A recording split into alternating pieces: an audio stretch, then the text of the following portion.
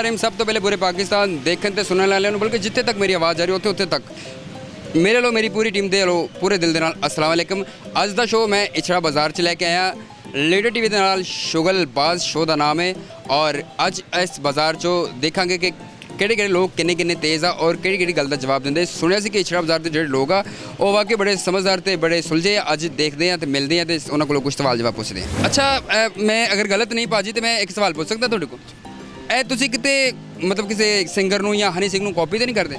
ਨਹੀਂ ਮੈਂ ਸਰ ਤੁਹਾਨੂੰ ਕਾਪੀ ਕਰਨਾ। ਤੁਸੀਂ ਮੈਨੂੰ ਕਾਪੀ ਕਰਦੇ ਹੈ?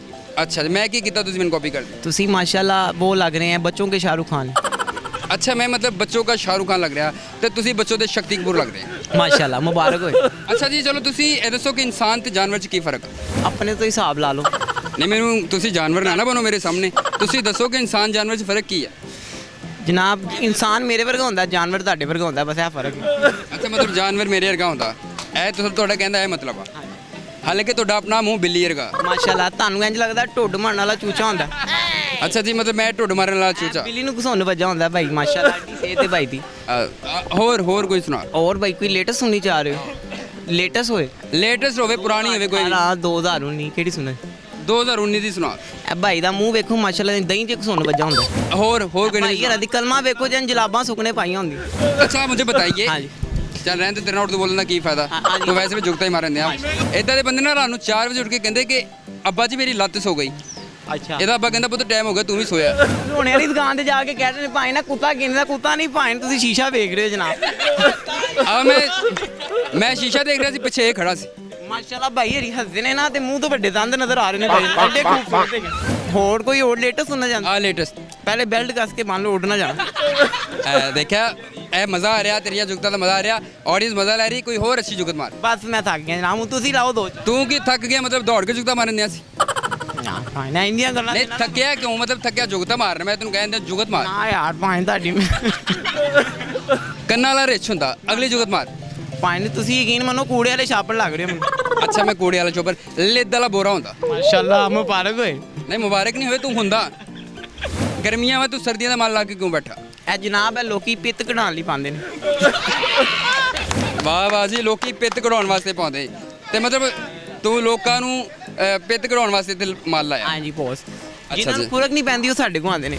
ਭੋਰਾ ਨਹੀਂ ਮਜ਼ਾ ਆਇਆ ਤੁਹਾਡੇ ਨਾਲ ਲੇਕਿਨ ਫੇਰ ਵੀ ਤੁਸੀਂ ਗੱਲਾਂ ਹਾਜ਼ਰ ਦਿਮਾਗ ਕੀਤੀਆਂ ਮਾਸ਼ਾਅੱਲਾ ਬੜਾ ਮਜ਼ਾ ਆਇਆ ਤੁਹਾਡੇ ਨਾਲ ਮਿਲ ਕੇ। ਇਹ ਤੇ ਇੱਕ ਹਾਸੇ ਵਾਲੀ ਗੱਲ ਸੀ ਕਿ ਭੋਰਾ ਨਹੀਂ ਮਜ਼ਾ ਆਇਆ ਲੇਕਿਨ ਬਹੁਤ ਮਜ਼ਾ ਆਇਆ ਤੁਹਾਡੇ ਨਾਲ ਅੱਛੀਆਂ ਜੁਗਤਾਂ ਮਾਰੀਆਂ। ਅਸੀਂ ਤੁਹਾਡੇ ਕੋਲ ਪੁੱਛਣਾ ਕਿ ਇਨਸਾਨ ਤੇ ਜਾਨਵਰ 'ਚ ਕੀ ਫਰਕ ਆ? इंसान से जानवर से की फ़र्क है? इंसान को अल्लाह ताला ने अशरफुल मखलूक़ात बनाया है और जानवर ही है। ਨਹੀਂ ਭਾਜੀ ਕਦੀ ਇਨਸਾਨ ਵੀ ਇਦਾਂ ਦੀਆਂ ਹਰਕਤਾਂ ਕਰ ਦਿੰਦਾ ਜਿਹਦੀ ਵਜ੍ਹਾ ਨਾਲ ਇਨਸਾਨ ਨੂੰ ਵੀ ਜਾਨਵਰ ਕਹਿਣਾ ਪੈ ਜਾਂਦਾ।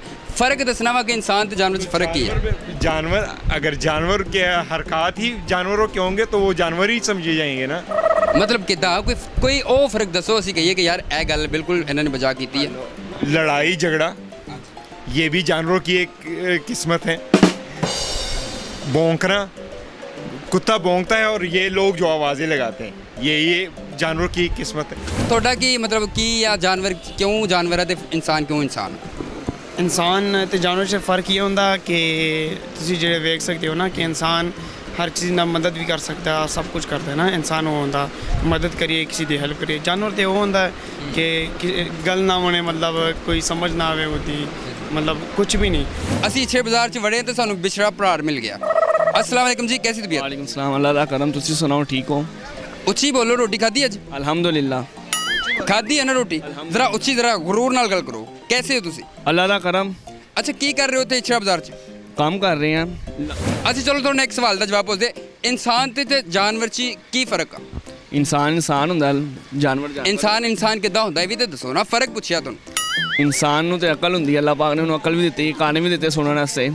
ਅੱਛਾ ਇਨਸਾਨ ਨੂੰ ਅਕਲ ਦਿੱਤੀ ਕੰਨ ਤੇ ਜਾਨਵਰਾਂ ਦੇ ਵੀ ਹੁੰਦੇ ਆ। ਇਹ ਫਰਕ ਕੋਈ ਉਹ ਦੱਸੋ ਜਿਹੜਾ ਆਵਾਮ ਨੂੰ ਵੀ ਪਤਾ ਲੱਗੇ ਕਿ ਵਾਕਈ ਫਰਕ ਆ। ਜ਼ੇਨ ਦਿੱਤਾ ਅੱਲਾਹ ਪਾਕ ਨੇ ਇਨਸਾਨ ਨੂੰ ਤੇ ਜਾਨਵਰਾਂ ਨੂੰ ਕੀ ਦਿੱਤਾ?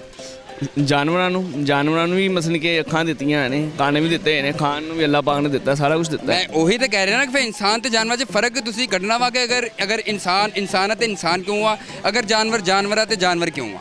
ਜਾਨਵਰ ਹੀ ਹੁੰਦਾ ਹੈ ਤੇ ਇਨਸਾਨ ਹੀ ਹੁੰਦਾ ਹੈ। ਅੱਛਾ ਮੈਂ ਕਿਹਾ ਖਰਾ ਕਹਿਣ ਲੱਗੇ ਸੀ ਕਿ ਜੋ ਥੋੜੇ 'ਚ ਤੇ ਮੇਰੇ 'ਚ ਫਰਕ ਆ ਉਹ ਇਨਸਾਨ ਜਾਨਵਰ 'ਚ ਹੁੰਦਾ। ਨਹੀਂ ਅਸੀਂ ਵੀ ਅਲਹਮਦੁਲਿਲਾ ਇਨਸਾਨ ਹੋ, ਤੁਸੀਂ ਵੀ ਇਨਸਾਨ ਹੋ। ਇਹ ਗੱਲ ਹੋਈ ਨਾ ਇਨਸਾਨ ਨਾਲ ਹੀ। ਇਛੜਾ ਬਾਜ਼ਾਰ ਤੋਂ ਜ਼ਿਆਦਾ ਗੈਰਤਮੰਦ ਬਾਜ਼ਾਰ ਮੈਂ ਨਹੀਂ ਦੇਖਿਆ, ਕਿਉਂਕਿ ਦੇਖੋ ਇੱਥੇ ਪੁਤਲਿਆਂ ਨੇ ਵੀ ਮਾਸ਼ਾਅੱਲਾ ਕਿੱਡੇ ਕਿੱਡੇ ਸੋਹਣੇ ਕੱਪੜੇ ਪਾਏ ਆ ਤੇ ਮਤਲਬ ਯਾਨੀ ਕਿ ਹਰ ਚੀਜ਼ ਢਕੀ ਹੈ ਇੱਥੇ। अस्सलाम वालेकुम जी तिन्ना भरावां नूं। वालेकुम अस्सलाम। बाजी माशाल्लाह ਤੁਹਾਡੇ ਵੱਲ ਦੇਖ ਕੇ ਮੈਨੂੰ ਪੁਰਾਣੇ ਦੌਰ ਦਾ ਨੀਲ ਕਪੂਰ ਯਾਦ ਆ ਗਿਆ। माशाल्लाह तो पूरा बाजार ही कहता मैनू। ਮੈਂ ਤੇ ਝੂਠ ਬੋਲਣ ਦਾ ਤੁਸੀਂ ਸੱਚੇ ਹੀ ਹੋ ਗਏ। नहीं है सच्ची गल ही है। ਅੱਛਾ ਚਲੋ ਛੱਡੋ, ਨੀਲ ਕਪੂਰ ਨੂੰ ਗੋਲੀ ਮਾਰੋ। ਤੁਸੀਂ ਮਾਸ਼ਾਅੱਲਾ ਬੜੇ ਪਿਆਰੇ ਬੜੇ ਖੂਬਸੂਰਤ ਆ। ਤੁਹਾਡੇ ਵੱਲ ਦੇਖ ਕੇ ਮੈਨੂੰ ਇੰਡੀਆ ਦਾ ਕ੍ਰਿਕਟਰ ਯਾਦ ਆ ਗਿਆ। ਪਾਕਿਸਤਾਨੀ ਹੈਗਾ ਕੋਈ ਤੇ ਉਹ ਦੱਸੋ। ਹੁਣ ਤੁਹਾਡੀ ਇੰਡੀਆ ਨਾਲ ਅੱਜਕੱਲ ਕਸ਼ਮੀਰ ਫੱਡਾ ਚੱਲਦਾ ਪਿਆ ਨਾ ਇਸੇ ਲਈ। ਉਹ ਫੱਡਾ ਤੇ ਚੱਲਦਾ ਪਿਆ ਵਾ, ਲੇਕਿਨ ਤੁਹਾਡੀ ਜਿਹੜੀ ਸ਼ਕਲ ਆ ਉਹ ਤੇ ਇੰਡੀਆ ਦਾ ਕੋਈ ਕ੍ਰਿਕਟਰ ਆ ਉਹਦੇ ਨਾਲ ਮਿਲ ਰਹੀ। ਪਾਕਿਸਤਾਨ ਨਾਲ ਮਿਲਾ ਦਿਓ, ਅਸੀਂ ਨਹੀਂ ਇੰਡੀਆ ਜਾਂਦੇ। ਚਲੋ ਮੈਂ ਮਿਲਾ ਦਿਆਂ ਕਿਸੇ ਨਾਲ ਪਾਕਿਸਤਾਨ ਨਾਲ। ਹਾਂਜੀ ਮਿਲਾ ਦਿਓ ਮਿਲਾ ਦਿਓ। ਪੁੱਛ ਲਓ ਉਹਦਾ ਵਿਆਹ ਹੋਇਆ ਕ੍ਰਿਕਟਰ ਦਾ ਕਿ ਨਹੀਂ। ਮੈਂ ਕੀ ਵੀਰੇ ਉਹਦੇ ਬਰਾਤ ਤੇ ਬਾਜੇ ਵਜਾਏ ਸੀ, ਮੈਨੂੰ ਕੀ ਪਤਾ।